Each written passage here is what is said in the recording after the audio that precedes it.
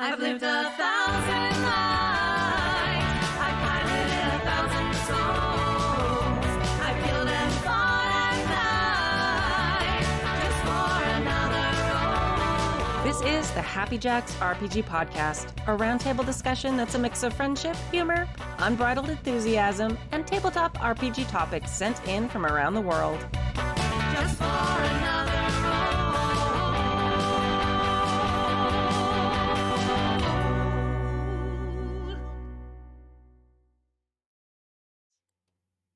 Hello, and welcome to Season 30, Episode 24 of the Happy Jacks RPG podcast. My name is Kimmy. My name is Adam. And I'm Bill. In today's episode, Forlorn Hope, I always say it wrong, Forlorn Hopes asks about how a new GM can recover from a too deadly combat encounter in a campaign. Steve in SoCal asks about how to fit gaming in after having kids and how to raise kids in a way that might make them more likely to be interested in gaming. And Andreas has a lightning round of questions for us, which they have not seen. Ha ha ha ha. I was going to say, I didn't see the lightning round of questions. Sneaky Kimmy. That's the part that says redacted. I'm going to read these for you cold. That's right. Nice. Good one. Okay. Yes. Super fun. If you'd like to contribute a question or topic to the show, you can email us at happyjacksrpg@gmail.com. That's happyjacksrpg@gmail.com. Announcements. Verk is still giving away a copy of Decima, so join the Discord and visit the giveaway channel for more information. That's happyjacks.org/Discord. This contest is not sponsored by Golden Lasso Games, just Verk's impulse to buy too many Decima decks.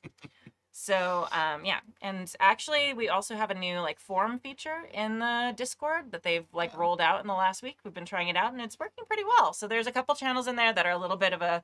If you've tried chat programs and stuff, and if you've tried Discord before and you're, overwhelmed by how fast everything goes by, which is definitely me a lot of the time. Very much. Yeah, the forums are much kind of slower paced conversation. It's not permanent posting like old type forums used to be, but it's a slower conversation. So you still post, and it's more like a forum type, but the things aren't permanent like on old forums. So it's just a little bit of a calmer, slower paced conversation. I feel like Discord actually like it's a party. Like you're at a party and there's conversations. Yeah. And if you happen to be there when it's going on, you're like, hey, and you can throw stuff in. Yeah. But you could come back and just don't try to scroll back and find stuff. It's just forget Right, it. yeah. When I come in and it's 37 messages in a Discord channel, I'm just like, oh, yeah, just go to new. Because I'm just like, as I've tried that before to read the old ones, and they're like, oh, hey, here's my funny thing I want to say about that. And everyone's like, oh, what are you talking about? That was yesterday. Yeah. Yeah. So the forums are good for that because Yeah. the conversation stays on a specific topic and happens over the course of many days. Mm-hmm. So yeah, it's much better for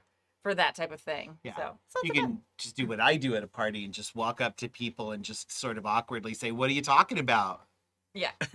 And then stare at them and not include yourself in the conversation. Which is what I do a lot in Discord, I feel. Like, what are they talking about? Oh, and then I back away slowly into the hedge. But if you are hearing us for the first time in the podcast or watching us for the first time live or on VOD, or if you've been a long time follower, listener, hanging router, but are not on the Discord, get on the Discord. It is awesome. I've been so excited at how rejuvenated our community has gotten. And there is some serious knowledge that gets dropped. Yeah. On our Discord channels. A lot. I've learned so much. I'm like, wow, that's amazing. But yeah, it's lots of fun. Yeah. And you get tacos when you show up. It's very fun. That's right. All right. At some point, not real. when we have a live event, at some point we need to have a big live thing, and we're gonna have to do tacos. Oh, Yeah. absolutely. A big taco A bar. taco truck. Yeah, taco truck. Mhm. Yeah, Yeah. it's the thing. Absolutely. That'll be Yeah. amazing. I want that right now. I know. I was like, oh man, I skipped dinner. I haven't eaten anything yet. Tacos. Taco. It's been a real banner day for nutrition for me today. I like a pumpkin loaf slice for breakfast, and then I had some leftover fried fish at 3 p.m. while I was super hangry, and then a peanut butter sandwich before I came over here. It's Tacos. it's like I'm back in college. Did you eat the fish angry? Were you like, oh, God damn it? Just eating it furiously. I would have, but it was kind of a fluke. Yes! Yes, the fish puns. I am here for it. Just for the hell of it, you gotta just do them. Right? Oh, a lobster and never flounder. He wrapped his line around her and they drove off in his carp. Oh wow. Yeah, it's a song. It's a real song, actually. Yeah. I don't. I don't. Yeah. Yeah. In case Stork's in the chat room. Right, yeah. Stork will know that song, I'm sure. Somebody does. If anybody does, it's Stork. Sorry, you were doing a show. It's fine. No, this is the show. This is how it happens. All right. So let's start with the first one. Anybody have a preference for which one they read? How about I read the second one because I have much less to contribute to that by far than the two All of right, you do. I'll do the first one. I'll do the first one. Mailbag 1. Hail Kimmy! First of the Agony Aunts, Director of the Smalls, Herald of the Solid RPG Advice, Templar of the Temporal, Girl of the Golden Lasso, President of a tiny unmapped island nation, Rabbi of the 12 Books of Good Advice, Liaison of Information, Greatest and Chiefest of Calamities, She Who Is Like Gold, Lady of Darkness, and the other people there. That's us. Yeah. That's us. They mentioned us. They mentioned us. And Peggy. In the last few years, I have been mentoring a baby GM. I talked her through what you need to think about when running a game. I helped her design her first adventure. I warned her about locked doors the party can't get past, and adapting multiple paths for the information the party needs. All of the really basic things. And she has gone off a rather sporadic game for her friends. I am so proud. Last week, she asked if I can chat because she's afraid that she may have messed up one of her campaigns. Okay, I set aside some time and we have a chat. Her party of 5 brave adventurers have finally tracked down the villain and they are assaulting his lair to put an end to his evil deeds. One of her players can't get back to the game session, so she pushes on. Her party of 4 brave adventurers have tracked down the villain and are in the process of assaulting his lair to put an end to his evil deeds. When suddenly, from out of the darkness, springs the villain's pet saber-toothed tiger. Battle commences. Dun dun dun. Here is where she feels she went wrong. By the end of the battle, 2 of the characters are dead, and the surviving 2 have split up. One is fleeing to the entrance, when the other one is doggedly pushing forward in order to defeat the final boss. Now, she's afraid that she's made some major mistake and wants to know how she can recover. How can she integrate 2 new characters plus the character of the player who was absent and now is going to get the party back together since they've split up in different directions? Now, please remember, this is a baby GM. She hasn't done this before and is very concerned that she's ended her game. I gave her the obvious advice, but I figured it might be a good Q&A on the podcast. Or at least, what would you tell a brand new baby GM on the occasion of her first PC kill? And I'm thinking of giving her a gift now that she has a taste for blood. Well, what do you think is appropriate for that? Forlorn Hope. That is hard to say. Forlorn Hope. Oh, man. Even when it's right, it doesn't sound right. Forlorn Hope? Forlorn Hope 22 in Discord, which makes me think there's 21 other Forlorn Hopes. Right? And we're gonna mess up all their We're gonna names. mess all of them. Which I feel bad because like Forlorn Hope writes in a lot. Yes. And every time I stumble over it, I know your name. It's a tongue twister. It really is. FH22 in Discord. I'm just gonna FH. Forlorn Hope. I'm gonna make it hip and easier to say. Forlorn Hope. Forlorn Hope. I don't know. It's one of the. I mean, once I say it enough times, it will It's start to easier. get weird. But you mean get weirder? No, like it's not tongue twisting me. Oh. But You're just magic. maybe, yeah. I'm good with names. I am. It's one of those things It where is even when you say it right, natural thing. it doesn't Yeah. right in your. Yeah. So I think this is a great question. I don't think she messed up at all. I think this is a really exciting moment, and can be as long as she talks to her players. If she didn't have the conversation before with the players about are you okay with dying, it's probably a good time to stop and talk about that. But because one of the things that you can do, especially there's a pet saber-toothed tiger, so there's some magic allowed. So you can always bring people back to life. That's a thing that can happen in D&D. And you have a player character who is conveniently missing from the battle who can show up, and you can kind of create a story with them about how they managed to get a hold of these resurrection vials, or this one special thing. Or maybe they have, maybe one person wants to die and the other one wants to create a cleric who happens to know how to res people. There's a lot of ways you can do that, and look at that one player being gone. That's your blessing. It's not a curse. that caused something to mess up. It's now a really easy way for you to switch up elements in the game to make it so that these players can continue their adventure. And now it's scarier. Yeah. So Mhm. It sounds like I mean, hopefully they did have that conversation. It sounds like they've already kind of agreed that they're going to come in with some new players for those 2 Mhm. players who were killed. So I think I like playing off of what Adam said. I think that one player being missing is actually a really great thing, because like if that character wasn't there, whatever the reason was, they can come back with, oh, I found these 2 people and I think they can help us. yeah. So then it really helps if you have at least the 2 characters who were killed and are now new characters, like connected in some way, like they trust each Mhm. other. They're partners who work together, or adventurers who work together a lot. Maybe even connected to that person, Yeah. so that the 3 of them used to go be adventurers together. Exactly. Yeah. So they show up to the party, and it's not like you're meeting in a tavern again, except 2 of you know each other and the other 3 are like, so that way there's some connection. So they immediately are trusted in some way. You don't have to do the, well, do we trust them? Do we not? Yeah. Like thing again. Because that's not fun.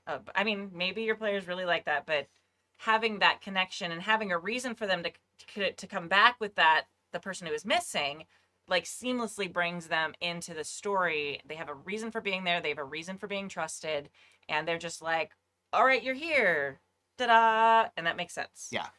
Especially if the character that was missing is someone who either does a lot of thinking, like strategic thinking within the Mhm. party, or even is just like super impulsive, Yeah. right? But someone who would have not shown up. Like, well, it's a little more, try to fold it in with whatever the reason you had them not be there in the first place Yeah. is. Mm-hmm. But kind of just like riffing off of all these ideas, it would make a lot of sense for them to come back with 2 people they've adventured before, and it's like, I realized that this fight was going to be way too hard and we needed help. Mm-hmm. And they're like, yeah, we needed help. 2 people are dead. Yeah. Right. And Yeah. so it's the, like, I brought them specifically to help. Oh, this isn't going to be as much help as I thought it was. And Yeah. they can meet the person who's fleeing, Mm-hmm. Mm-hmm. which is because you've got the party split. So Yeah. you really kind of want to try to get the party back together as soon as you can. So Yeah. you can start it by the person who's fleeing, have the new Yeah. incoming characters and the person who's coming back to the game, find them as they're about to like leave the place. Yeah. Mm-hmm. Because Yeah. then that player, your new player coming back, not your new player, the old character who's the player that's returning, I would imagine is going to say, I thought we were going in here and fighting. What are you doing? Where's everybody else? Right. Right. And so now there's this great panicked interaction they get to have. Yeah. And then they can decide, like, no, we can't leave the other live player in there. And we've got to try to recover the bodies Mm-hmm. of our friends. And then, that's the thing too, is if both the players whose characters died want to make new characters, like they're excited about that, then you can do that. Yeah. If one of them was like, oh, I really would like to have a way to play my character, you can make that Yeah. work too. It's like, great, we're gonna get them out. Or like, I got a res spell. Yeah. That and that's the thing too, is, and this is really, really hard for anybody, no matter how much experience they've had, is when PCs die, even if you've talked about it, Mm-hmm. Mm-hmm. right? Or even if you have a TPK, right? And Yeah. there's ways out of all that stuff. So I think it's always, what can you do that's in the service of the story? Yeah. And what can you do that continues to make the players and their characters the heroes? Yeah, yeah, and I think that's really key here. Is that think about all of the movies and TV shows you've seen where like they end on a cliffhanger and you think a character has died, and then the next second later or next episode, all of a sudden they're actually alive, and you can also, like, they can come back and find that the bodies are gone, and and discover that the big bad has is like turned them into like batteries, magical batteries or something. They're encased in a crystal and they could actually be saved. And so you're those the ones who died can rescue their own characters and then pick between them. There's a lot of ways to play with this and turn this into a really exciting moment that really jumpstarts and redefines the campaign. Yeah. Mhm. But I think it's also okay for characters to die, Absolutely. especially when playing D&D. Like, Yeah. it's part of the system. Yeah. Mhm. Yeah. And as someone who enjoys deadly systems and has had characters die and picked up another character, you know, it's not a flaw as a GM to have Yeah. had characters die. Yeah. I mean, if you do a TPK, that means you probably didn't do any math right, and that might be a problem. It depends. I Yeah. was recently in a TPK with a very experienced GM. We were playing an OSR, so we were playing like an old school rule Yeah. type game. We were fairly low level characters. It was a difficult but balanced encounter because we all analyzed it afterwards. Yeah. And it was like, wow, we just all rolled like hot garbage. Yeah. And the hardest part is that it was skeletons, and I was playing a cleric. Oh. And it was like, great, I'm going to use Turn Undead. And it was entirely possible for me to just like nuke his entire encounter Uh-huh. and turn every single one of them. I had to roll, I think, a 14 or Uh-huh. higher to have my spell work, and I rolled a 12. So Uh, I was like, okay, well, I turned none of these undead. yeah. And then it was like, then we all rolled terrible, and he rolled like pretty good, and it was like, okay, we're all dead. Yeah. But the brilliant part was we all talked about it. We still wanted to play in the campaign. Mhm. And so we said, okay, great. Here's what's going to happen. We're going to make new characters. If you want to tie them into your old characters in any way, you can do that. And it's going to be 6 months later. Yeah. And the thing that you all found out, and I thought this was really clever, the thing that you all had found out and had uncovered that you were trying to investigate has now come to pass. And that is the change that happened in the Ooh. world. That's Yeah. cool. And now your new characters are coming in. So it's like, oh my Yeah. God. So like what we did and what we discovered actually set wheels in motion that had Yeah. meaning to the Yeah. game world. That's super cool. Yeah, Which that's a was lot very of fun. cool. Yeah. Yeah. Oh, another thing I thought is, another great way here is cloning or like, magical duplication. And like the person who's like pressing on to find the boss, like comes across a cell where the two characters that supposedly died are there and have been for like 2 weeks. Right, but again, that's You know- negating the character Well, death. yes, But but I that's think- if you want to. I know. I'm trying to give options for like if you want to get out of this. Right, but it yeah. doesn't seem like that's Yeah. Yeah. where the GM wants to go. Like, it's not saying Yeah. how do I fix it, how do I bring the characters back to life. It's like, Right. how do I do you incorporate these bring new them back in? characters, and Yeah. how do I keep the story going? Yeah. And keep the momentum going. Yeah, yeah. I- You could also have new characters in the cell Yeah, in there that's- too. that's Right, super right, cool. right. Yeah, maybe like chasing the big bad and then Yeah. finds them, Mhm. breaks them out, gets Right. them to help kill the big Yeah. bad. They had their own reasons they were there. Yeah. That's an instant reason you're fighting together. Right, yeah, Absolutely. exactly. Yeah. I think that the other thing that just popped into my head is that, and that's great. Like Kimmy said, characters die, right? Yeah, yeah. Make it, like, pay it its due respect in your Yes. game and in Mhm. your game world. Like, make it meaningful, right? Don't make it a throwaway, even if it was some weird accident, right? But this doesn't sound like it was. Like, they're trying to take down big bad evil guy, Mhm. stop their evil deeds, right? Like, make that death even posthumously really meaningful. Like, let them get Yeah. the bodies out. Let there be, a ceremony, right? Mhm. Yeah. Like, if you know that a player is going to, especially if you're playing, you're like, oh man, this character just died, right? Like, even in that way, give them that opportunity to say, like, what is the last thoughts, like what's happening, right? Yeah. Let them have some part of that to make it as meaningful as possible. We had in the Star Wars Traveler campaign we ran forever ago on here, Stu's character died. Yeah. And we made it really matter, especially after the fact, because to kind of cover some stuff up, the Empire like gave him this big like state's funeral, and actually promoted him posthumously, which was directed at Tyler's character because their characters had this rivalry Yeah. that one of them had actually become a stormtrooper, but the other one had outranked him, and now in death, Stu's character also outranked Tyler, and he was like, "Oh, why? I'm not happy that he's gone, but God, that son of a bitch, right?" He was still like, so it was, everybody felt as good as you can about those Yeah. character deaths, Yeah. and like I had a character that like I chose to do it, Yeah. Yeah. in our Rifts game, Yeah. but like anything that moves the story along and pays tribute to the character and makes it a big moment for everybody is Mhm. actually a great part of role playing. Yeah. Yeah. When you're doing that, Yeah. make sure you're using safety tools with that, just Yes. to make sure, because Mhm. if people have experienced loss or something lately, Yeah. that can be something that's a little bit hard to deal with if you're actually having like a burial ceremony in Yeah. game. It's a Yeah. great thing to do for character, but just like make sure everyone's okay with it. Make sure you have safety tools in place and lines and veils before you do something like that.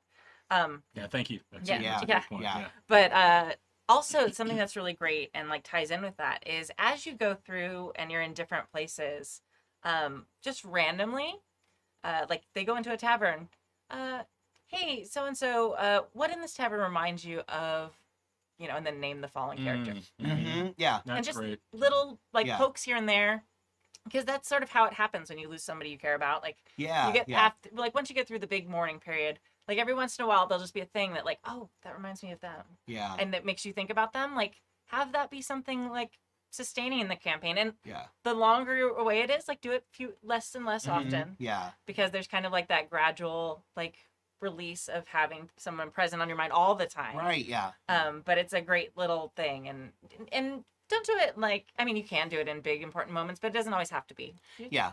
You walk into a forest glade. Oh, what here reminds you of, so and so. Yeah. Yeah. Maybe they always, they just always stopped a little bit and slowed down a little bit when they smelled lavender, or, or their favorite drink was this one particular grog, and, there's all kinds of little things like that. I think you could pepper in there that keeps them alive and part of the story, and, makes their death mean something, have the,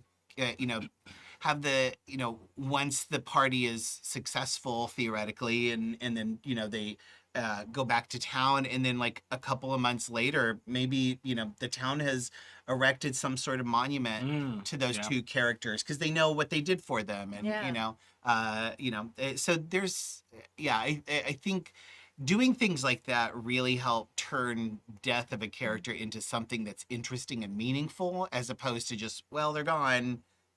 Don't Game of Thrones it. Well, it makes the Song of Ice and Fire it. Yeah. yeah. That's good. That's good distinction. Yeah.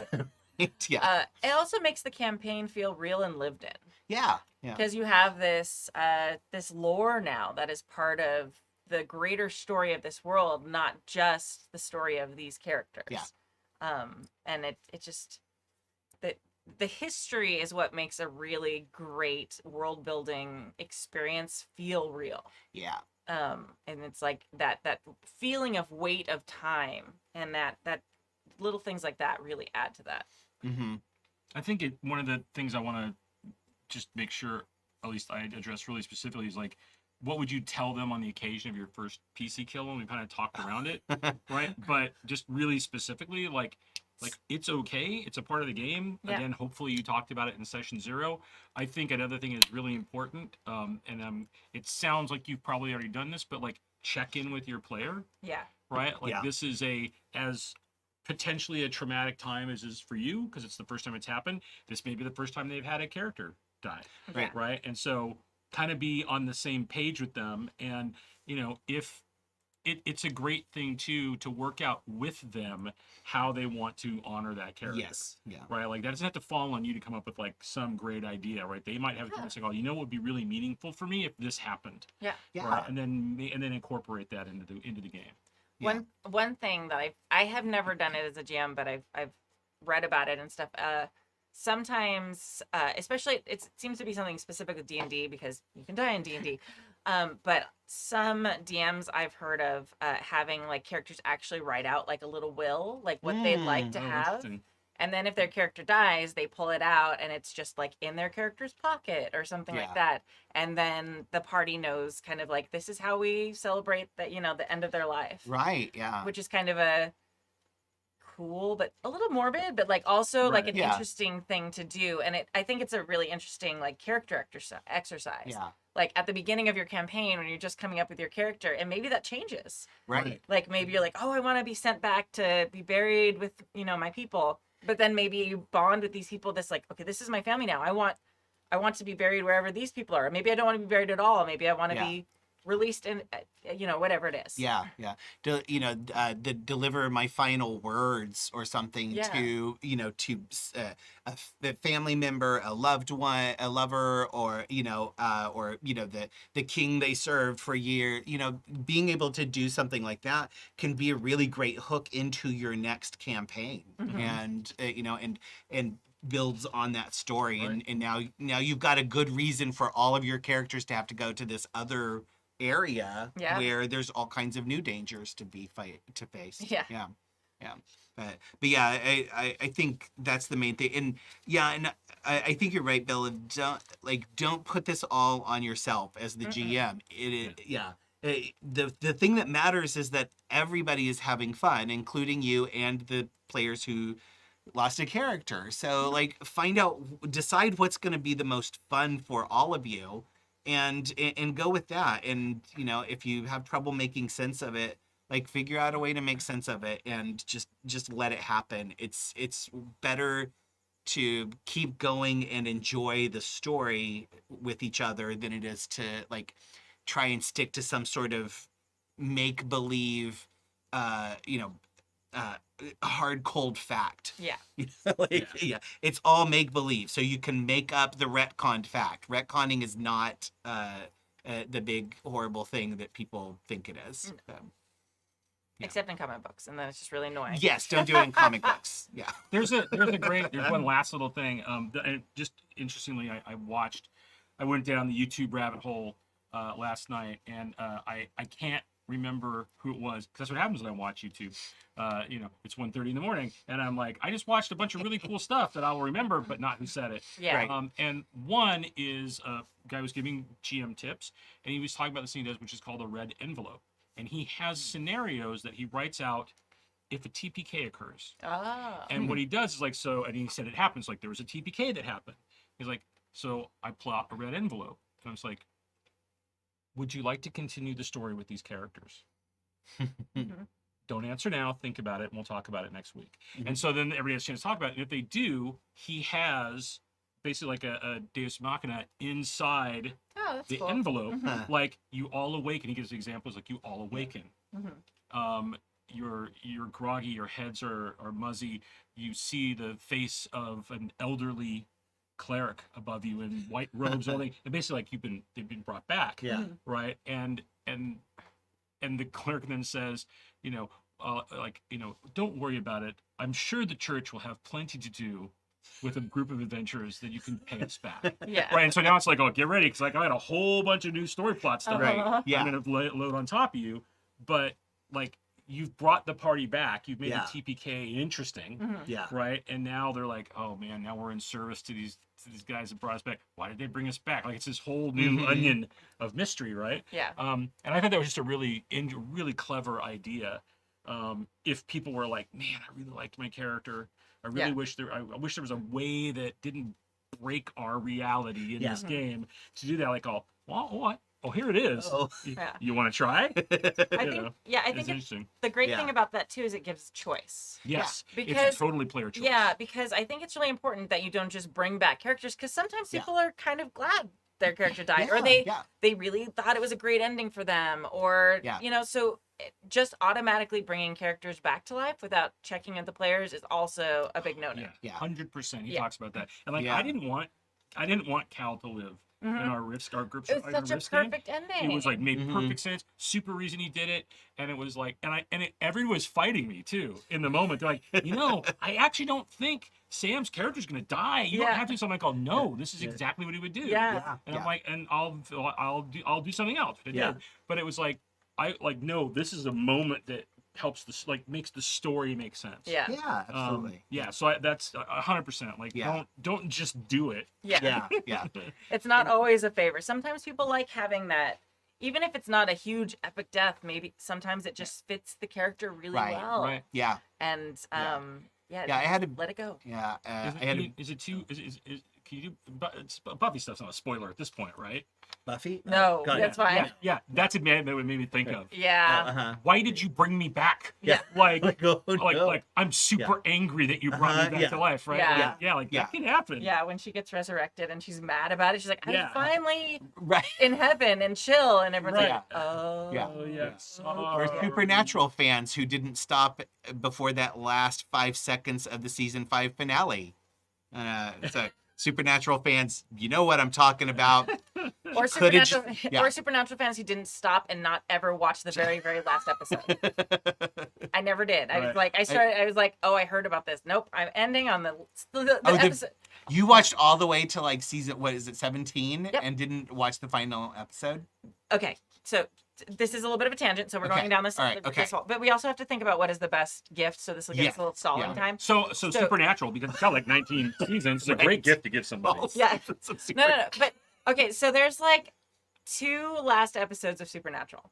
The actual second, Yeah. like officially the second to last episode is the perfect ending to the series. Oh, uh-huh. It even ends with like a montage of memory, like to music. Like Yeah. I don't know what happened, but like that was very obviously gonna be the Yeah. last episode of the series. Mhm. It was made to be. The beats are perfect. They you do the thing that you expect at the end of a story, Yeah. and then they like kind of walk away, and then it's like montage of Yeah. of all our happy bro memories fighting evil things.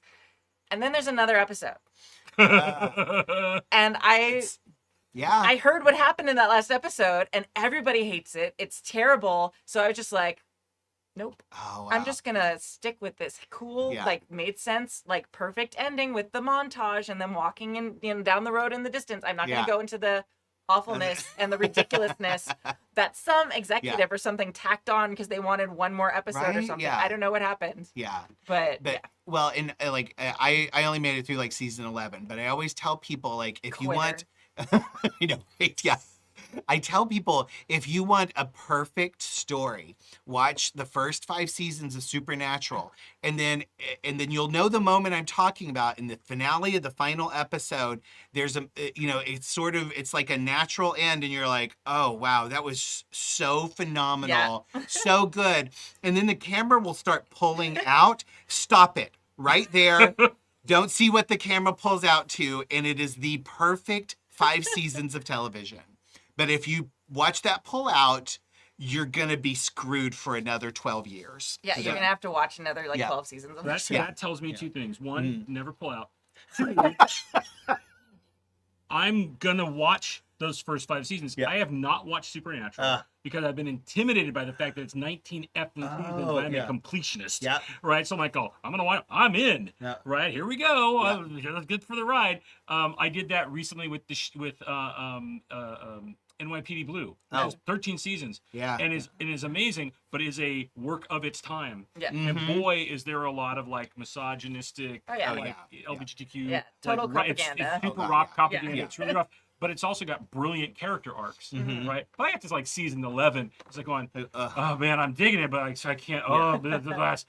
Okay, gotta get through the wall. Get through the wall. But Yeah. knowing that I can watch the 5 Yeah. seasons and like that's Mhm. gonna give you this great story arc, and like you couldn't Yeah. just leave then. Yeah. Yeah. I'm gonna try I'll that. I'll find the timestamp for you, but you'll know. It's I'll know. yeah. sure.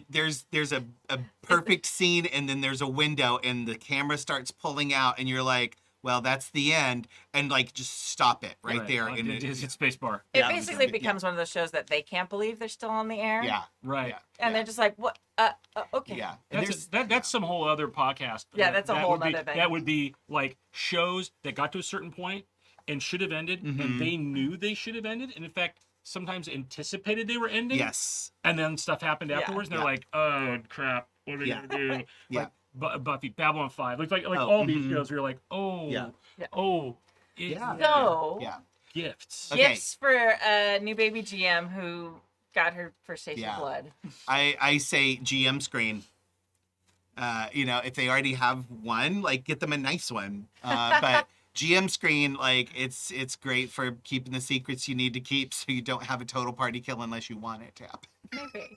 If you want it. I would find an artist on Twitter or something like that to do a portrait of that original like adventuring party. Oh yeah. That's very Oh, that'd be a cool. great one. Yeah. So that would be super Yeah. fun and like a little more pricey, but if you I mean, depending. Yeah. But there's a lot of artists who do them for very Yeah. like very reasonable prices. But Yeah. I think a T-shirt that says like "one down, lots to go," maybe. No, I love that. I something that commemorates it is actually very Yeah. cool, right? But in a positive way. Yeah, is really neat. Yeah. Yeah, those were both two great suggestions. I'm like, oh crap, I don't have anything good. I'll try to make something funny. No, but yeah. A Just screen's a great idea. a chart that says like a player kills, and then you can just get with a Sharpie where you can just like do a tally mark every time you. You know what? Here you go. Right, Get a yeah. shirt, and all it has is the names of the characters on it, and just cross off the first two. Like, but get the shirt. Get the Right. shirt with just the names. Yeah. And then you use a marker and cross the first two, and then wear it to the next game. And they're like, oh damn, right? Because now it's a list. But make sure it has a pocket that you can have like the Starkey, Oh, the yeah, Sharpie right. sticking out of, Yeah. 100%. Yeah. ready to go. Ready to, yeah. That's brilliant. I love that. That's great. Yeah. Hey. All right. Yeah. Very nice. Okay. All right. Mailbag number 2. All right. Dear leader, as my first writing since your presumably bloodless coup, you presume much, let me congratulate you on your ascendance to the primarchy of the Happy Jacks Empire. Hopefully the transition from scheming seneschal, who was already not so secretly running things, to the public face of the nation is rewarding. The royal vizier. So, we all greatly appreciate the time and effort you put into this endeavor, which brings joy and advice to so many lost and wondering souls. Oh. In the new regime, have you established a preferred sobriquet? Commodore Kimmy, dear leader, Duchess of RPGs, God Emperor of Jax. Jax. That's no. my new favorite one. Anyway, enough awkward praise and on to the questions, of which there are 2. Also, Adam and Bill are here, but whatever. That's fine, whatever. It's fine. Doesn't matter. It doesn't matter anymore. Doesn't matter Right? anymore. Yeah, Doesn't matter yeah, anymore. fine, it's fine. We're right here. Uh, We're right here. apol- No, look right here. Oh. Of Jax. Of Jax, that's us. That's us. Oh, Oh That's us. my God, I love these letters. Apologies, as these are more life questions than RPG questions, but I think would be useful discussions for many of your listeners. 1, do you have any advice for parents of young children on how to find time to game? So good that the 2 of you are here. I find myself with both a 1 and 3-year-old, and as a result have played 1 session of RPGs in the past roughly 4 years. With both myself and my wife working full-time, we find that the 1 to 2 hours of free time on any given day is generally spent eating and just vegging out, rather than trying to foist my unreasonably restrictive schedule onto one of my pre-existing gaming groups. Basically, as the parent of a small child, how do you find the time to work, run an RPG network, and play in at least 1 game? How much do you sleep at night, and why is the answer none? that is so accurate. Yeah. Should I go and read the... Yeah, read the whole thing, and then we'll read the go whole thing. Yeah. 2, a second loosely related question for any who have kids.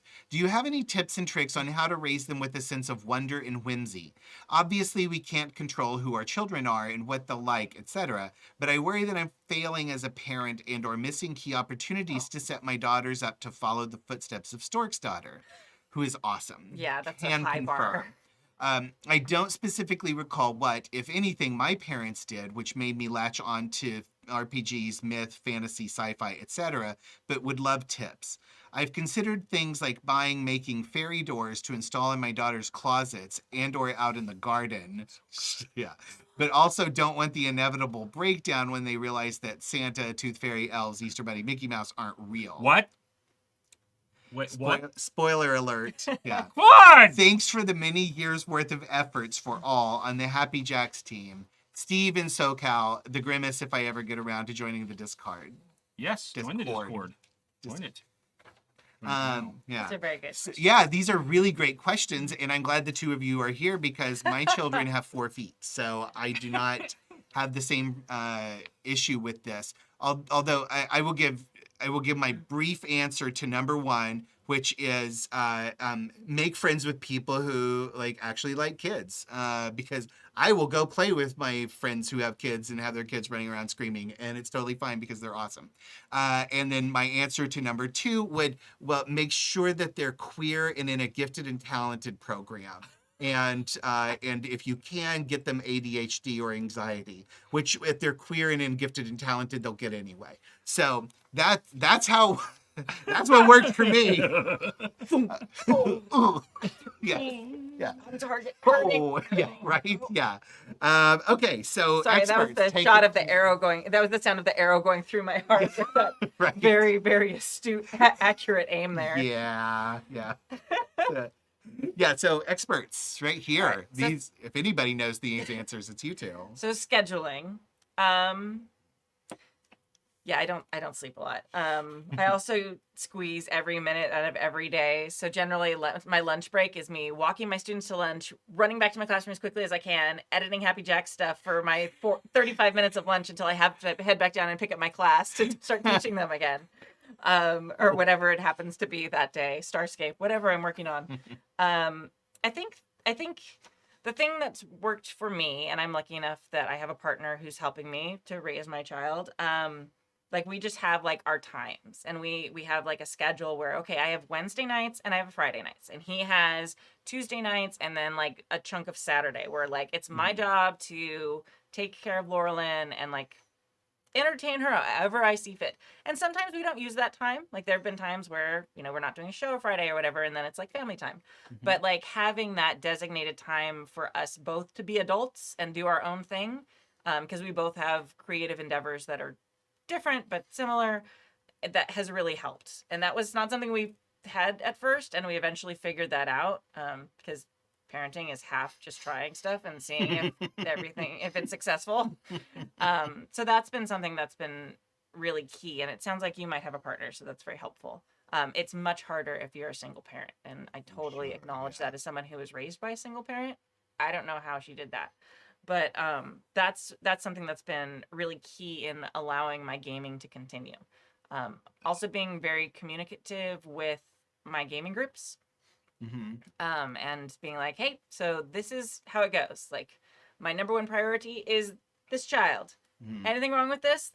Boom, sorry, the game is, I won't be at the game. And making sure that they have the permission to continue playing if you can't make it because of a parent and parenting related issue. I do not expect you to cancel the whole game. We have a backup person to run the whole system.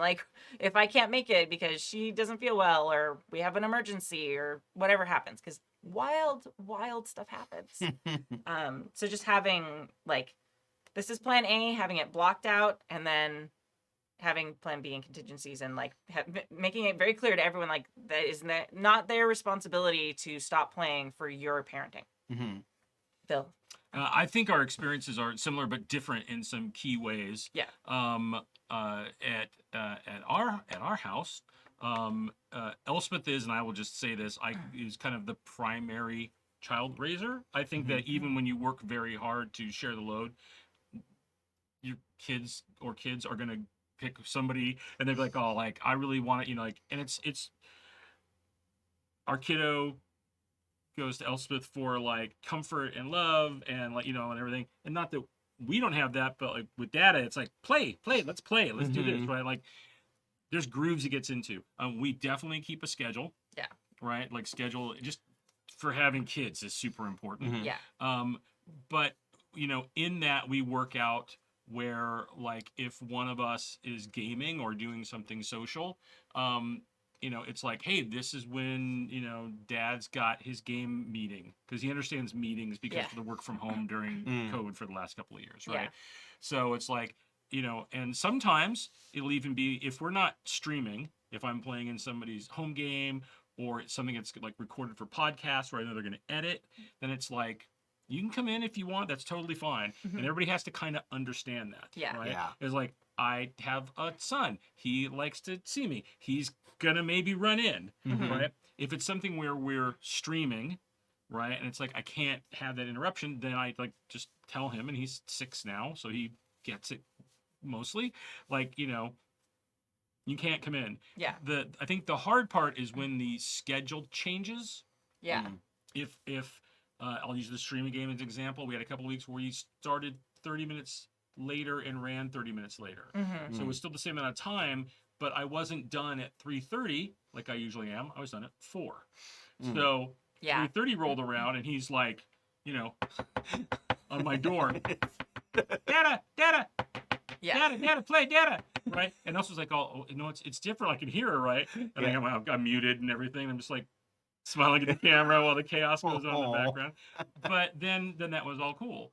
I think the big thing, again, I don't sleep as much, but that's not because of the kid, right? That's just because I don't sleep as much. Right. But in terms of like, how do you schedule that stuff in? And I think, gaming specifically, right? When you're talking about like, we have like 1 to 2 hours of free time and it's like eating and vegging out, right? It's kind of like, it's not an unrealistic, restrictive, unreasonable schedule that you're foisting on a group. It's basically, and like Kimmy said, like, find people that you want to game with that understand. Maybe they've got kids, or they had kids that were young at some point and are older now, or whatever it is.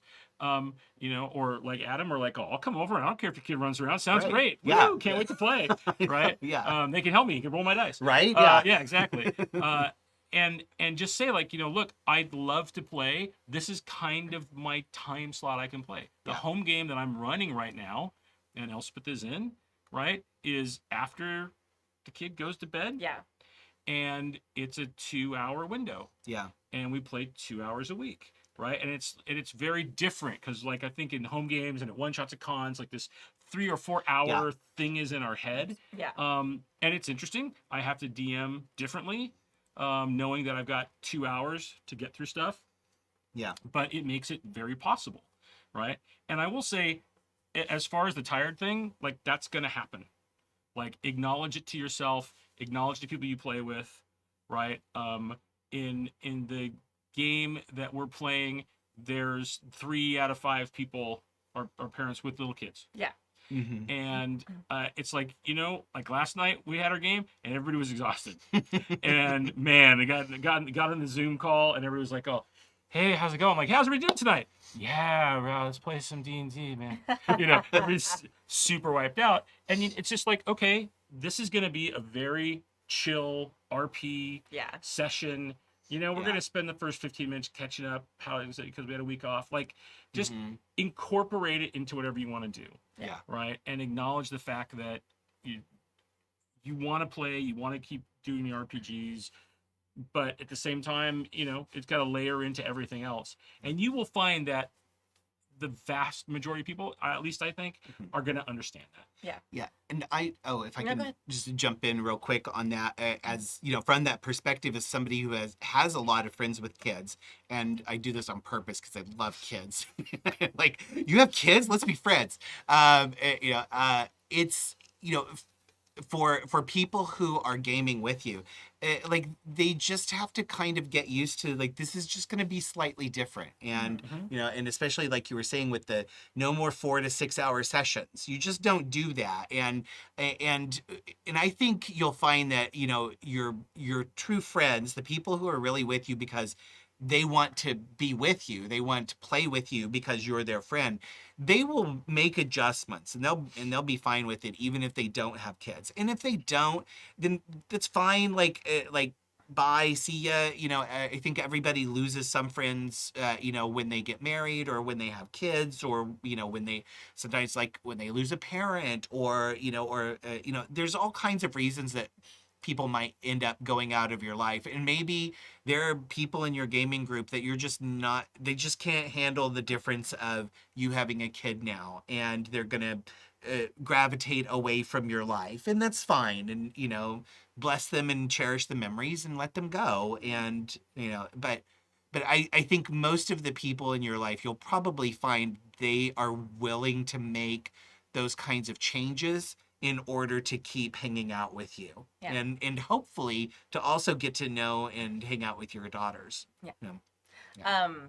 This is also a great opportunity.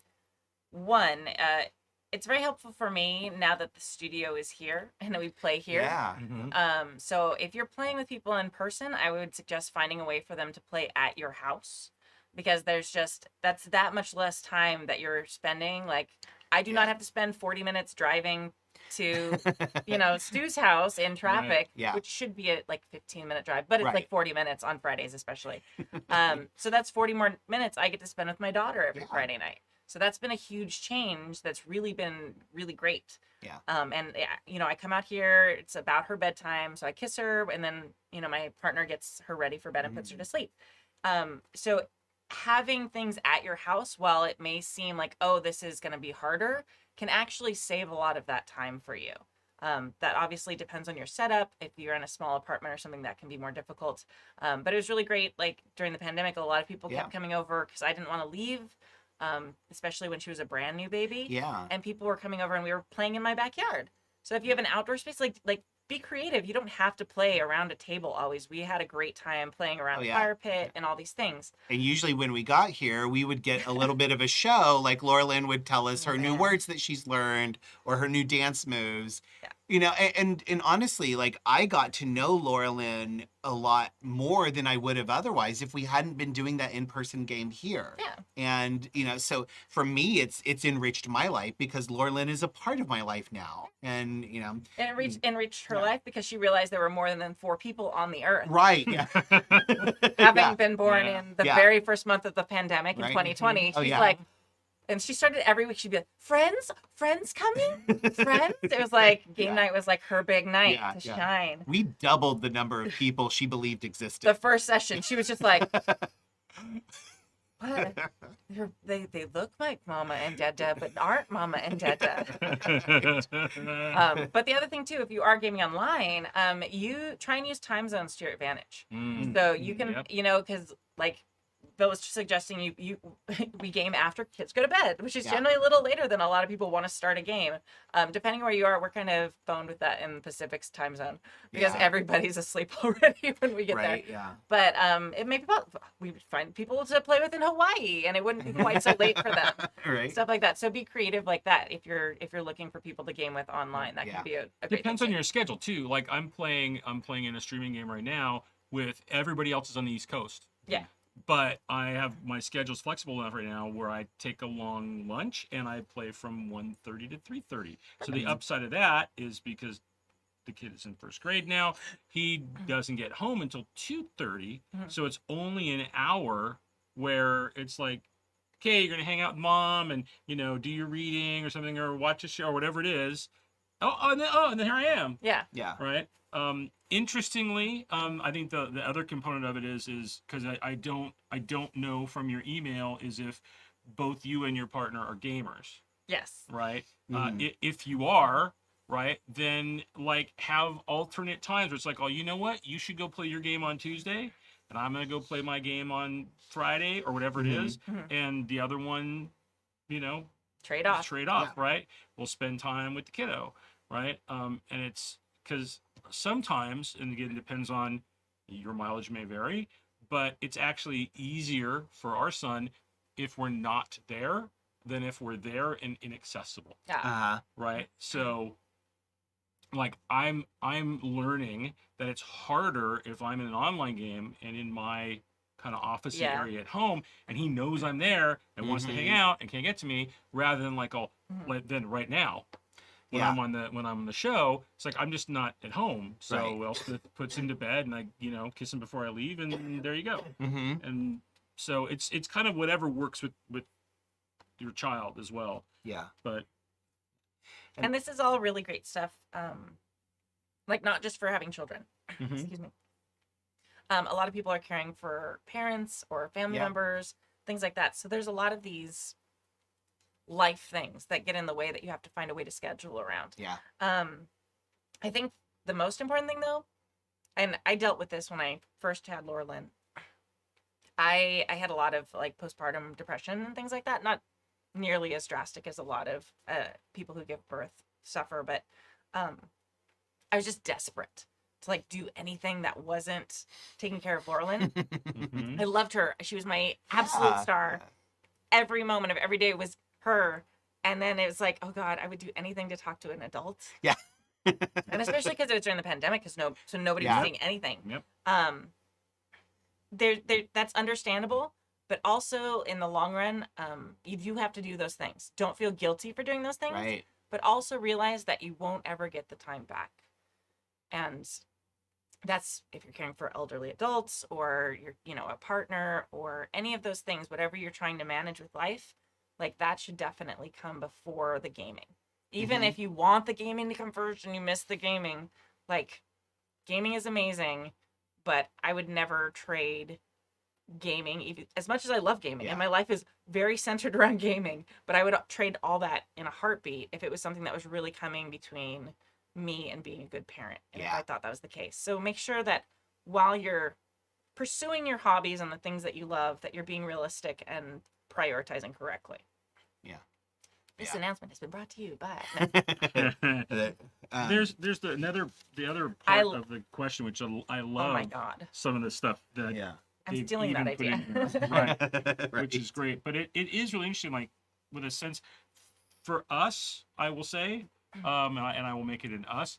I think that one of the reasons that our boy has a sense of wonder and whimsy is because we have a sense of wonder and whimsy and are totally unafraid to show that and do that with him. Yeah. Right? Like it's totally acceptable. Mom and dad do it. Yep. Right? Sometimes to an embarrassing amount. Yes. Right. Right. As he's gotten a little older.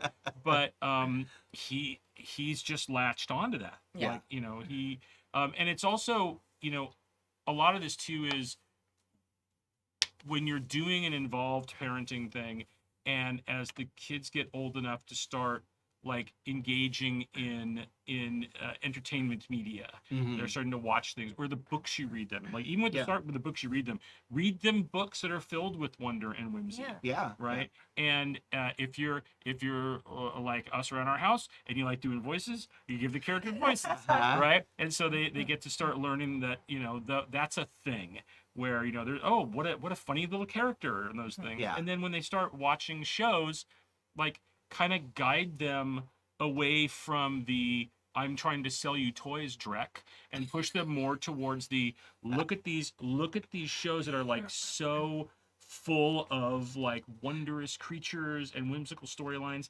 And by the way, there's a lot of them you can pick that also make really good campaigns. Like, and as an adult who had never watched until we got the boy into it, My Little Pony, Friendship is Magic. Oh my God, that is an amazing campaign, by the way. Yes. Every season you're like, oh, they're hitting level 5. Here they go. Oh my God. Right? Like, it's nuts. And I watched it make him like lead him to that's how he thinks about stuff. Yeah. Right. So now we have like even all the time he's like, okay, here's the quiz that's gonna happen. Here's the thing. Here's what everything's now kind of turned into those things. But I can tell it's really shaped by the fact that that's what he was exposed to. Yeah. Yeah, absolutely. I would also add in there, don't try to force it. I think there's a lot of there's a lot of people, I think, try to get their kids to like all the same things they do. And that's usually a great recipe to get them to hate that thing. I kind of wish Emily was on the podcast to talk about this. I know. If you can catch her in the Discord, like talk to her about it, because she has a really interesting journey of wanting nothing to do with it and then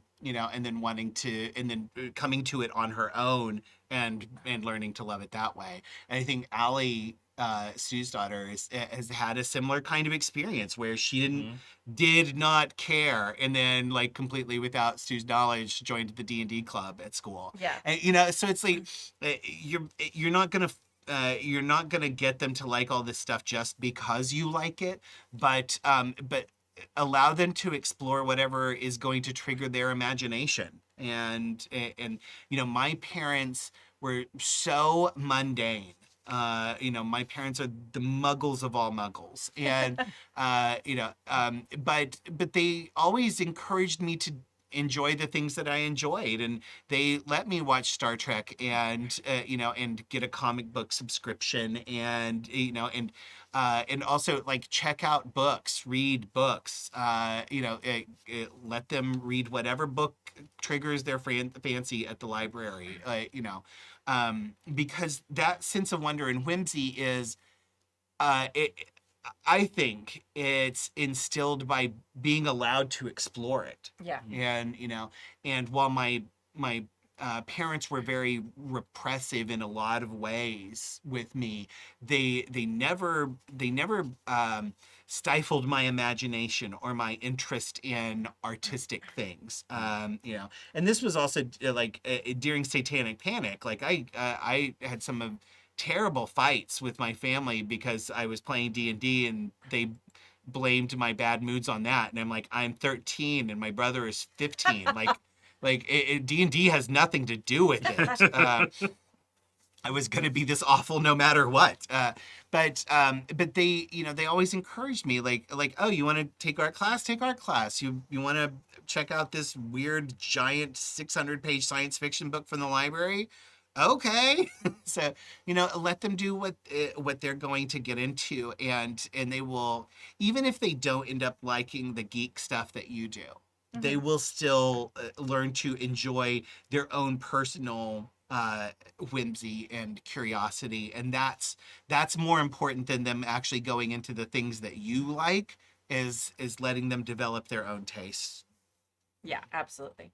I think that a lot of parents, and I've had this discussion, I have friends who are like, no, we don't, we're not doing any of Santa Claus or Easter Bunny or any of that. Yeah. We don't want to lie to our kids. And then there's like my mom who went way overboard with it. Like Santa's presents from the day I was born until still today, because I still get one Santa present a year, have the same wrapping paper. I don't know how she has had the same wrapping paper for then years. Yeah. And she used to wrap big freaking presents. It's some sort of weird mom magic, and she does not get it printed. I don't know how she does it. Nowadays, that's what I would do. But so there's like this wild extreme. I don't think you have to do either one of those extremes. But I think, having magic in their lives as a kid and having things like fairy doors, which is the best idea, and I'm stealing that idea. Yeah. There's actually a neighborhood near here. There's like a street like across down the way that have all the trees on the street have little fairy doors in them. Nice. And every house is like, it's become a neighborhood thing. So like, I think one person did them all, and then now they decorate them for the holidays and stuff. It's wild. Oh my God. And Laurelyn adores it, and it's just super cute. And things like that, like eventually, and like what I did with Santa Claus, eventually, like I knew it wasn't real anymore. Yeah. I didn't tell my mom for a couple more years because she was so into it, and I didn't want to hurt her feelings. Yeah. But there's like a point where you have a talk with them about, hey, there's magic in this world, and just because it doesn't exactly match the stories doesn't mean it's not still a magical thing. Absolutely. And by these stories, and by giving gifts to people and not expecting praise or thanks, and by things like this, you are creating magic in the world. Yeah. And you get to now that you know the story of it, and now that you know the real truth behind the story, you now get to be part of keeping that story alive for other people, maybe your children someday, or your little brothers and sisters, or whoever it is. Yeah. So when they hit that age of questioning and not believing in the magic, or when inevitably someone tells them at school that it's not real, I suggest you have a talk with them before that happens if you can. But if that happens, be like, don't lie. Don't be like, well, of course Santa's real. Be like, this is what this is, and this is communal created magic with story and lore, and that's one of those things that then can kind of grow into like what both of you were talking about, where they then can like explore. Oh, Lord, this is interesting. I wonder where the story of Santa started. And they look back at it, and that might branch into them looking at a bunch of other things. Yeah. So just having that sense of wonder and letting them explore and being honest with them. Yeah. That freedom to explore, I think, is so, so important. Yeah. And also, and like Bill was saying, like leading by example. Like, this is my weird thing I do all the time. I love doing it. Like, I am modeling for you how Yeah. to be an authentic person who loves a weird thing. Yeah. And they might end up liking your weird thing, or they might like another weird thing that you don't understand at Yeah. all. Yeah. And it's like, okay, you're into Pokemon cards. Cool. Right? That's adjacent. I don't know. That's which one? Oh, okay. Never. But red. Okay, cool, great. I did magic. It's much cooler, but whatever. Whatever. Whatever it is. And just that modeling and showing them, hey, it's cool to be a weirdo. It's fine. Yeah. No judgment. And then letting them explore. I think the modeling thing, and I know I'm a little bit of a tangent, is really important because so many people think stories and stuff like that and are just things that people do for kids. Yeah. Mhm. I think one of the things that really inspires like lifelong like whimsy and wonder and interest in like magical things, it's like Yeah. a big tent of lots of different magical things, is for it to be shown to them it's not just a thing for babies. Yeah. Mhm. Yeah. Like having you sit down and play a game where you are pretending, or Yeah. having you be in a theater troupe, or having you be in Ren Fair or a LARP or whatever, and letting them see that, like, shows them like, hey, this is not like, it's not just little kids who play pretend on the Right. playground. Mhm. Like, this can be a thing that if I like it, I can do it forever. Yeah. No, it doesn't, it's kind of, we've talked before on the show about how like your body doesn't know the difference between your stress over a fictional situation versus your actual being in a threatening situation. And think about the fact that like for children, it's also the converse is true, that their bodies don't know the difference between the things that they make up and the things that they actually witness in the world. And their minds and their hearts are going to create fantasy worlds naturally. That is how we work. And like they don't, like when they have a bad dream, they don't know that it was a dream. Yeah. And Mhm. they have no basis to understand that it's something other than something that actually happened to them. And so I think a lot of people try to focus on like oh well, that's not real, or like this isn't time to play pretend and stuff like that. And and again, I have no basis for this other than my own experiences as a child who is fucking weird. But like you don't have to correct that in them. Yeah. And the rest of the world will spend enough time trying to hammer the weirdness out of them. They don't need it at home too. If anything, home should be like where they can be that absolute authentic self and Yeah. be that weirdo. Yeah. Because, yeah, I mean, I go to work every day and I use a different name than I use in the TTRPG community. And I am a very, I do still wear weird glasses and stuff. But for the most part, I'm a very different person, not personality wise, but what I keep what I'm interested in very separate from that. Yeah. I definitely am not like, hey, I stream on Twitch all the time, kids.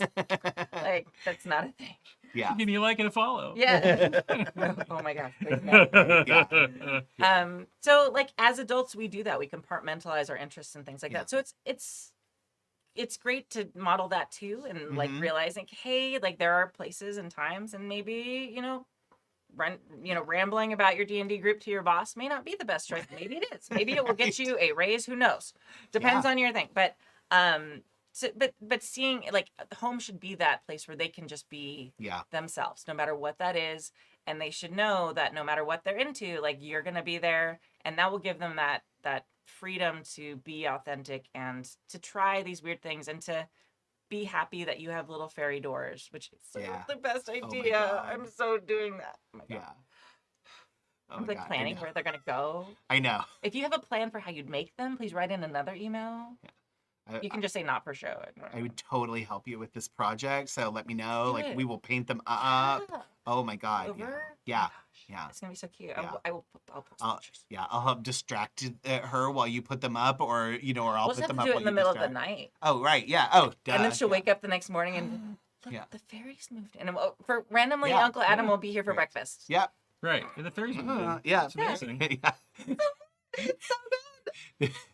my heart is just like, ah. Yeah. There's, I mean, Uncle Adam's here for breakfast, and also other fairies moved in too. Boom.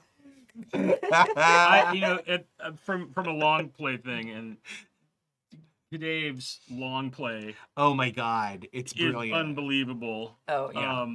Yeah. When his son was born, who's 11 now? Yeah, something like What that. the It's crazy. He's in like hell? 5th Wait. grade. Yeah, he's 5th grade. Fifth grade, so 10? Yeah, 10 and Yeah, 10 or 11. 11. 10, Yeah. 11? Yeah. When he was born, Dave bought a wand, like a really super nice wand, put it in a very nice like wooden box, and put it on the top shelf of the closet in his son's room. Mhm. His son has still not found it. It's been there for 10 years, Yep. gathering dust on top of it. Uh-huh. I think. And I asked him recently, like, oh, has he found it? And he's like, oh, he's just not like that curious. He hasn't looked on the top shelf. I can tell it kind of almost bugs him a little bit. Yeah. Like, why hasn't he found this yet? But that's the whole thing. And the long play has been at some point, he knows that he'll find it. Yeah. More than likely, he'll find it and go to, and they have a thing, but if he goes to mom, Mhm. right, then mom's going to say, like, oh, put that back. Don't tell your father you found that. Put that back where you found it. Like a whole, like, oh my, you have that? And then if he brings it to Dave, it's going to be like, oh, I guess it's time that I told you. Like, and it's going to be like that Dave's a wizard, right? I'm like, oh my God, that is so genius. So good. Right? It's So good. And it's just like, wow. Like, Yeah. just the potential payoff Yeah. is so amazing. Right. But, Yeah. but again, I think all designed to be like, at some point, let that happen. And then there's going to be this like crazy twist that comes into life that's all magic and whimsy and wonder. And like, Amazing. It's so good. Yeah. Yeah. I do not have patience for that. I would forget it was Yeah. there. be like, oh, where'd you get that wand? Yeah, exactly. And It's she's 30 like, bucks. What is that? she's like 23. She's like, Mom, why is there a wand? I was packing up for college. And What? like, Oh, that I must was- be mine. It's really nice. I'm gonna keep it. So I'm gonna be like, yeah. Oh my God. Yeah. Yeah. All right. This is- Thank you. That was a very thought-provoking, great yeah, email. Yeah. And hopefully, people who don't have kids still found like value in it. Yeah. Well, and and just to go back to that one little part that I put in, if you don't have kids and somebody in your gaming group has kids, or they get married, or get a new job or whatever, give them some grace. Be understanding. Try to work with them. Their lives are in upheaval, especially if it's the first kid, and like help them figure it out. Be their friend. And you have no idea the joy and pleasure you're going to get out of developing a friendship with a friend's kid, or nieces and nephews or whatever. Like kids can bring so much to your life even if you don't have them, and I highly encourage it. So as the owner of over a dozen adopted nephews and nieces, as well as the 25 natural born nephews and nieces that I have. And that is not hyperbole. That is the actual number. It's Oklahoma. Yeah. It's a lot of them. But yeah, if you are friends with somebody who has a kid, like help them learn how to navigate that and be there for them and enjoy it. Yeah. Or not. Yeah. Because it's also okay to not be a kid person. Right. Yeah. And if you have kids, you should not expect everyone to be like, oh, you've got kids, we'll do whatever you need. Yeah. Like, it's not other people's job to manage your kids. If you've got great friends like Adam who like are into it, great. If they're not, that's fine. That's totally, they have that power too. Yeah, absolutely. All right. Okay. This last one. Hi there. I realize we have not had a quick fire round of hard questions for the host to answer in a long while. Your instinctive response. Let's hear your thoughts. And they have not seen these. I redacted their show notes. And this is from Andreas. So just like first response, and I'm going to point at one of you.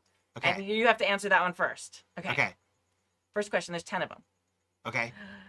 Ascending or descending AC? Ascending AC. Ascending, absolutely, hands down. Yeah. The D12, yay or nay? Yay. Oh, hell yeah, yay. Underutilized. Yeah, Oh, absolutely. D12 is the bomb. Yeah. Metacurrency like fate points or bennies, good or bad? Good. Good. Very good. Agreed. Yeah. Minis or theater of the mind? Theater of the mind. Oh no, minis. Damn it, Yeah, minis. Theater Final of the answer. mind. I love minis. I do. You but, know what? I do too, but it's like, do we get a moment to like to I'll give you. I will give you a brief. Okay. like we're gonna check the rules. I don't know. Yeah, I know, like, right? Yeah. I'm doing both now, Yeah. right? And like because I'm doing D&D thing, and I'm Yeah. like, it feels like that's really important placement, and I do love the whole physicality of minis and stuff. Yeah. But when I started having to do everything online, and before I got onto one of the VTTs, Yeah. right, Yeah. and really utilized it and everything, like all the human station thing is all theater of the mind, Right. and I was like, okay, as long as the jamming, as long as I'm setting the scene right, and just like, you know, being kind of loose with ranges and things or whatever, like it works totally fine. Yeah. And it makes some things snappier. Yeah. I see that. I think for me, if I'm GMing, I would rather do theater of the mind. You know, because I don't want the hassle as a GM. If I'm a player character, I like minis. If the system allows minis, I would prefer to have minis because they're toys. I love toys. You want to get in there and I paint all those know. abs. That's I me. do. There, I like, do. you know, like paint each Yeah. of like 16 Each abs. individual ab plus That's the right. belly button, because Sure, you know the right. belly button is never on the Also, mold. it's like the D12 of the body. It's underrated. Right? Exactly. There you go. Yeah, that's me. I want to have the minis and paint the minis and do combat without the minis. Yeah. So okay. Okay. Ready? Yeah. Wild attack or full defense? Wait, what? What? Wild attack or full defense? Full defense. Oh, wild for me. attack. Yeah. I mean, Yeah. Right. Dritz or Elemenster? Dritzt. Can I say neither? Yes, that's a fine. Sorry, I was a Dragonlance person. I didn't really know those two from the books. So yeah. Dice on the table or hidden rolls? Dice on the table for players. Hidden rolls for GMs. Dice and table for players, hidden rolls for GMs, unless I will throw it out on the table if it's something like super important, Yeah. where there's like a lot of super high stakes, and as the GM, I'm totally good with either outcome. Yeah. Yeah. Then I want the drama of the roll on the table. Yeah. Also, it's system specific to me Yeah. because like PBTA, it's more like it's Nobody everybody roll. The GM collaborate. doesn't roll. Yeah. The GM doesn't roll. But like, what is it thinking of? Like Amber, right? Yeah, Amber, like super. That doesn't. Yeah. I don't even know that guy. Amber doesn't use any dice. Oh, okay. No, like Cortex or like the Genesis system where it's more narrative based Yeah. on the roll. Yeah. I'm happy to have them open. Where it's more crunchy, like D&D, I want to hide my rolls because sometimes It's a terrible lightning round. yeah. It is. Yeah. All right, keep going. Okay, So, sorry. yeah. Wait a second. Okay. Crits, yay or nay? Yay. Yay. Why would you not have crits? Crits are awesome. Okay. Exciting. Published setting or homebrewed? Published setting. Homebrew. Oh. I'm surprised at that answer from Aren't you. Yeah. Oh Yeah. my gosh. Okay. Yeah. And last one. Storked it? Wait, what? Storked it? Yeah, you storked it? Oh, I've storked it so many times. Hell yeah. So many Oh my times. god. So many Oh my God. times. There's video evidence of all of us storking it. That's Oh, right. oh my god. Yeah. Oh, but you know what? For the homebrew Yeah. setting thing, I like to. Sometimes if I don't have a whole homebrew in my head, I like to use a setting to give me a framework or a foundation or backbone. Yeah. And then I homebrew the hell out of it. Yeah. On yeah. top of it. Yeah. But I like to have all that stuff there. That's what I'm doing in Yeah. the Thursday game right now. Is I was like, I'm using Eberron. 'Cause Right. It's really cool. But then it's like I was like, what do you guys want to do? And they're like, we really want to explore the Mornland. And I was Yeah. like, there's not a great city that there's been a lot of stuff written about, so I'm gonna pick one that's close, Mhm. and then I'm gonna come up with everything what that city's about. Yeah. But I've still got all the stuff to lean on. Yeah. So I do really like that whole kind of thing of like homebrewing within an established setting. Mhm. That I get really into. Like we're in you know, we're in the world of Star Trek, but I'm taking you out to like a frontier section, Right. Or we're doing Star Wars, but it has nothing to do with like the stuff we've actually seen in the movies. Yes. It's a different place and a different Right. time. It's a good shorthand, Jason. right? Yeah, it's- and yeah. people kind of know what they're in for, Yeah, absolutely. right? Yeah. If they come in, whereas homebrew isn't always that way. Right. Yeah. Now the I will say the caveat on that is superhero games. I do tend to homebrew, but especially now because pretty much if I'm playing a superhero game, it's almost guaranteed to be masks, and I'm generally gonna I'm gonna create the whole world from whole cloth. Right. After as a result of the player questions at the beginning, and I'm gonna make it up on the fly. Yeah.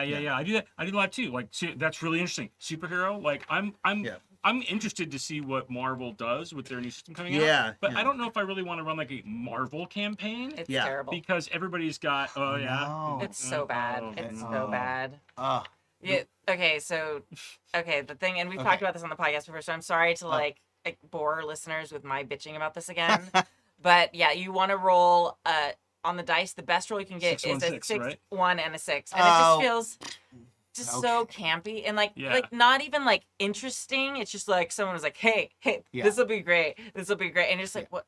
Right, because we're Um, 616. Get it? See, yeah, 6 get it? yeah, Get it? cool. 6 get it? That's yeah, cool. and the whole thing kind of feels clunky like that in a way Right. that's like yeah, a marketing gimmick and not like good design. yeah. Right. Sorry. Anyways, this is Honestly, okay, so if you want to play Marvel and you don't want to use an existing published system that's out there, what I recommend is get the Cortex Prime book, and then download all the character files from the internet from the Marvel Heroic role playing game, and then put Cortex Prime together, and so all of the systems in that are still in the Cortex Prime core book. So you just have to say, okay, well, they're using this part of the system and this part of the system. It's like a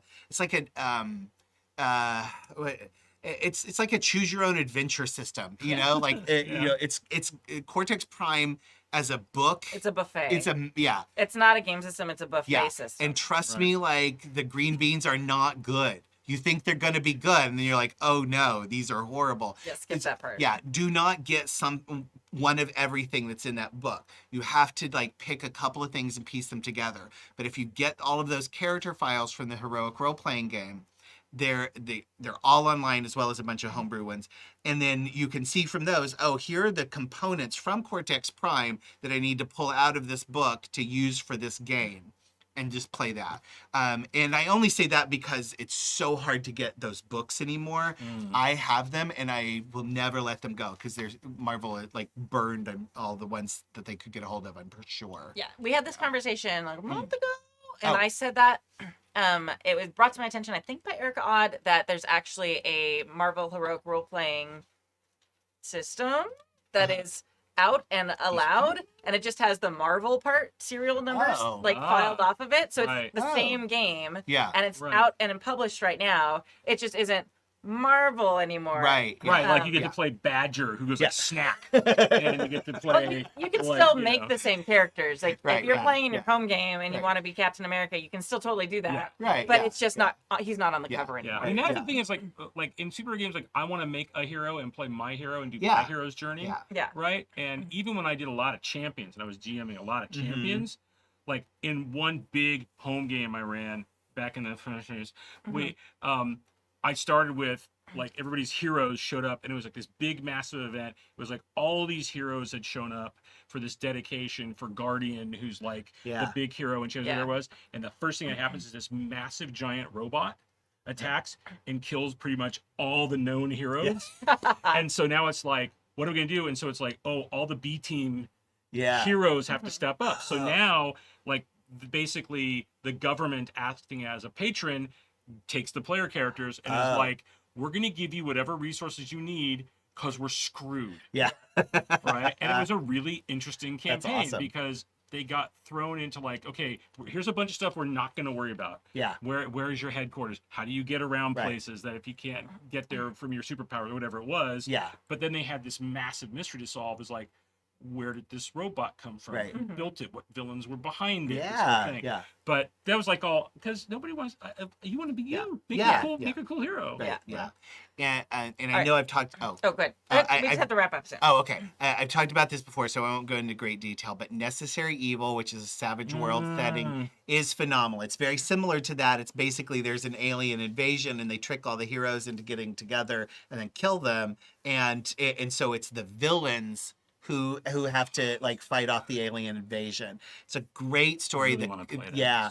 That's so cool. Yeah, it's simple. Savage World system is easy to run and play, and the Necessary Evil game book has all the Savage World's core rules for the most part, and the campaign walkthrough. So Turkish run it.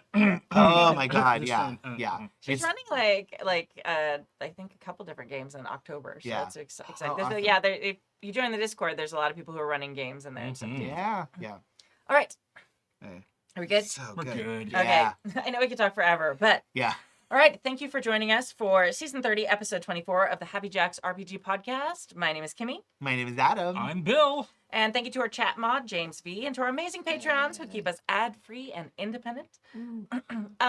So please make sure that if you're interested, you join the Discord. There's a little bit of a slower conversation area now. So if you're not the person who's on there all day wanting to chat, there's a forum function. Excuse me. And if you join the giveaway channel, you might win a deck of Decima from Verk. And today, we'll leave you with a song. This is the cover of Laser Printed Heroes, and it is by the Mary Sues, which you can find at marysuesband.com. All right. Thank you so Mary much. Sues. Yeah, who are they? All right. Yes, my band. Okay, we're going. Goodbye. She looks upon the landscape of this ancient battlefield. She looks upon the horrors that curiosity reveals. That endless goblin army, full of avarice and vice.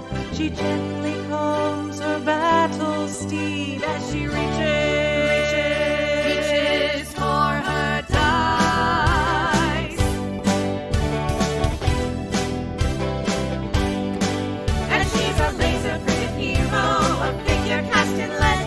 And if you miss a dice roll, she may just end up dead. Don't forget about her backstory, both family and foe. And if this is her last stand, well, that's just how the story goes. She rushes into battle with her people's stony gaze. Today she'll give no quarter as she rushes through the haze.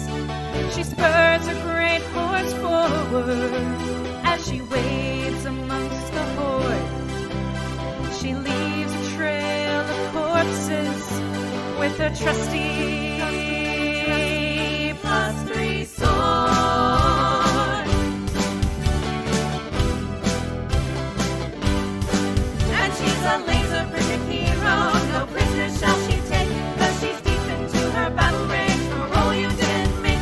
Her companions keep their distance, so they're not mistook for foes. And if she kills the healer, well, that's just how the story goes. And now the battle's over, her companions give a toast unto the mighty hero that turned that goblin host. She looks around the tavern and she mutters, "What the heck?" She spots a half-elf barkeep as she rolls her charisma check. And she's a laser-printed hero, and if she has any luck, she'll charm that sexy half